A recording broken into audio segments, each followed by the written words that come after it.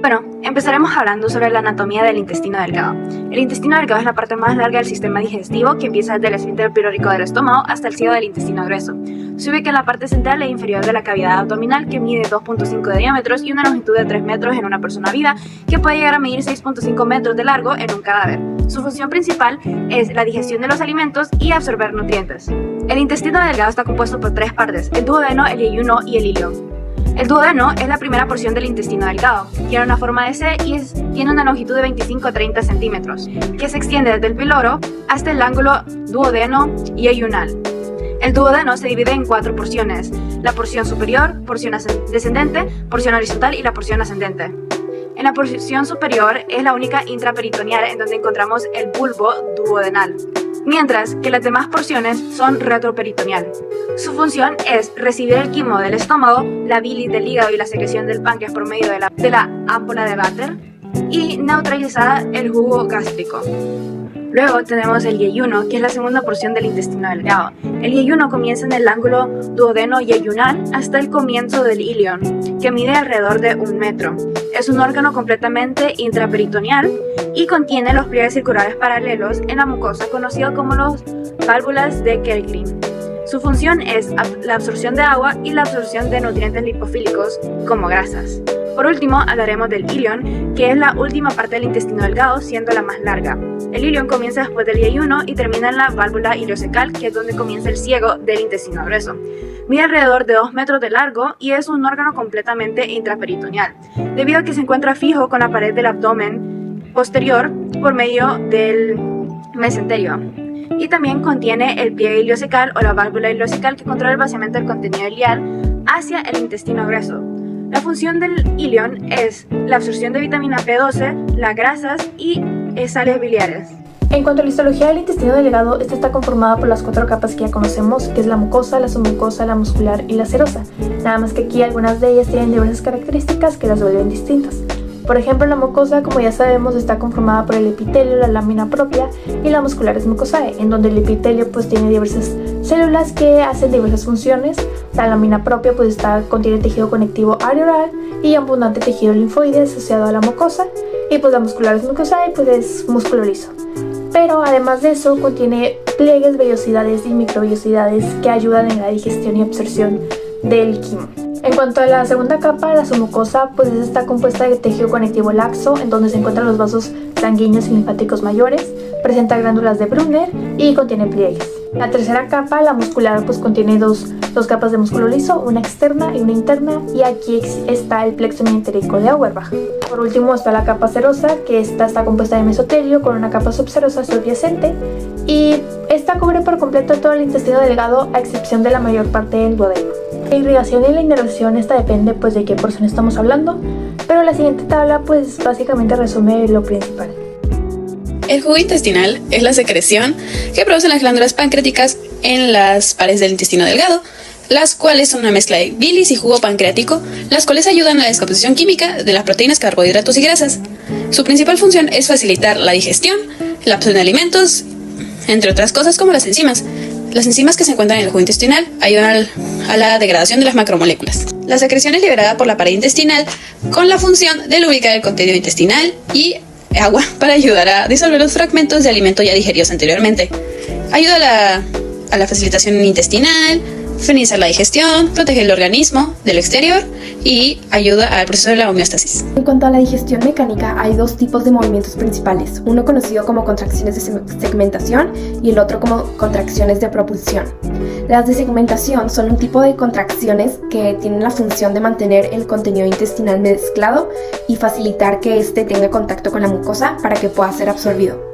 Estas contracciones comienzan con las contracciones de las fibras musculares circulares, y estas fibras musculares van de alguna manera dividiendo el intestino, y te lo puedes imaginar como una tira de salchichas que está como en segmentos.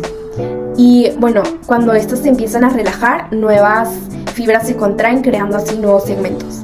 Y las de propulsión se aparecen en el duodeno y llegan hasta el ilion, y es una serie de contracciones que tienen la función de ir empujando el quimo a través del intestino delgado, y también se le conoce como complejo motor migratorio. En cuanto a la digestión química del intestino delgado, El intestino delgado puede digerir hidratos de carbono, lípidos, proteínas y ácidos nucleicos. Empezando por los hidratos de carbono, las secreciones pancreáticas dentro del intestino delgado están compuestas por grandes cantidades de amilasa, una enzima que tiene una función muy parecida a la de la saliva. Cuando el quimo entra al duodeno, la amilasa empieza a actuar en el quimo para digerir los carbohidratos en unidades más chicas. Como después de 15 a 30 minutos de que el quimo ha entrado al intestino delgado, todos los hidratos de carbono se han digerido. Antes de que el quimo salga del duodeno y el yeyuno, todos los carbohidratos se han convertido en maltosa y algunos otros polímeros pequeños de glucosa. Continuando con los carbohidratos, las vellosidades que hay en las paredes del intestino delgado están cubiertas de enterocitos.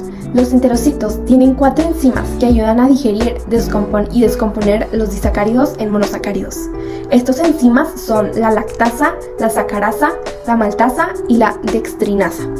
La lactasa descompone la lactosa en una molécula de glucosa y una de galactasa. La sacarasa se divide en una molécula de fructosa y una de glucosa. Y en el caso de la maltosa y los polímeros pequeños de glucosa, estos se dividen en varias moléculas de glucosa.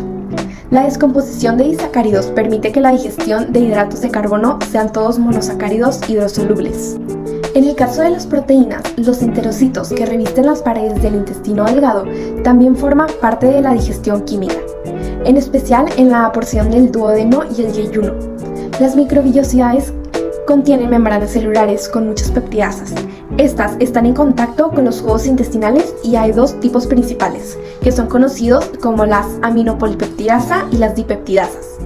Todas las peptidasas participan en la descomposición de polipéptidos a moléculas más pequeñas, y casi el 100% del resultado de la digestión de proteínas son aminoácidos, ya que la absorción de péptidos no es común. Para la digestión de los lípidos, el primer paso es la emulsión, y quiere decir la reducción de una molécula. Este proceso empieza en el estómago, pero se lleva a cabo principalmente en el duodeno, ya que es ahí en donde drena la bilis, una sustancia muy importante para la emulsión. Las sustancias que componen la bilis ayudan a dividir los glóbulos grasos con el movimiento de agua en el intestino.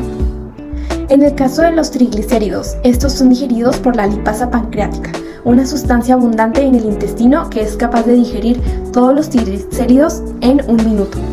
En cuanto a los ésteres de colesterol y fosfolípidos, estos se descomponen por 2 lipasas que liberan ácidos grasos.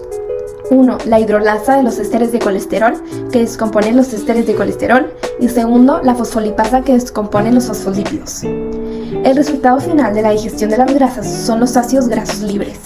Para la digestión de ácidos nucleicos, el jugo pancreático contiene 2 nucleasas, la ribonucleasa y la desoxirribonucleasa, que digieren el ARN y el ADN respectivamente. Los nucleótidos resultantes de la acción de estas nucleasas son digeridos por enzimas, nucleósidas y fosfatasas en el ribete en cepillo. La digestión produce pentosas, fosfatos y bases nitrogenadas a partir de los nucleótidos. Estos productos resultantes son absorbidos por transporte activo. Bueno, hablemos ahora sobre la absorción de los nutrientes en el intestino delgado. Comenzamos con los monosacáridos.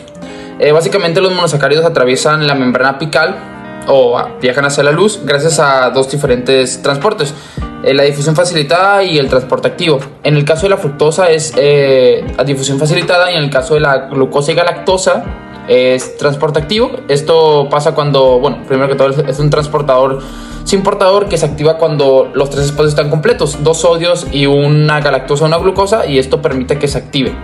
Y además los carbohidratos también son monosacárido, que se estimula que se absorben alrededor de 120 gramos por hora. Muy bien, ahora hablemos sobre los aminoácidos, dipéptidos y tripéptidos. Primero que todo, su mecanismo de absorción es por medio de un transporte activo. La mayoría de las proteínas son absorbidas como aminoácidos, y en el caso de dipéptidos y tripéptidos son absorbidas por un transporte sin portador. Continuemos con la absorción de los lípidos. Todos los lípidos de la dieta se absorben por difusión simple, y se estimula que en adultos el 95% de los lípidos son absorbidos en el intestino delgado, y en bebés es el 85%. Esto debido a una escasez de producción de bilis. El proceso por el cual se absorben los lípidos es por una emulsificación y digestión. Los triglicéridos se degradan en monoglicéridos y ácidos grasos, que esto luego de una emulsificación y una digestión. Hablando sobre los electrolitos ahora, la mayoría de los electrolitos que se absorben provienen de secreciones gastrointestinales y de alimentos y líquidos ingeridos. Además, los electrolitos son compuestos que se disocian en iones y conducen electricidad. Yéndonos ahora con las vitaminas. Las vitaminas liposolubles e hidrosolubles, liposolubles en el caso de la A, D, E y K, e hidrosolubles en el caso de la B y C, son absorbidas por medio de difusión simple. En el caso de la vitamina B12, que se combina con el factor intrínseco, es por medio de mecanismo de transporte activo. Por último, tenemos la absorción del agua. Primero que todo, el volumen que puede llegar a tener el intestino delgado de agua por día es alrededor de 9.3 litros. 8.3 son los litros que absorbe el intestino delgado y alrededor de 1 litro pasa al intestino grueso. La principal vía de excreción es por la vía urinaria y el agua, su mecanismo de absorción es por medio de la ósmosis.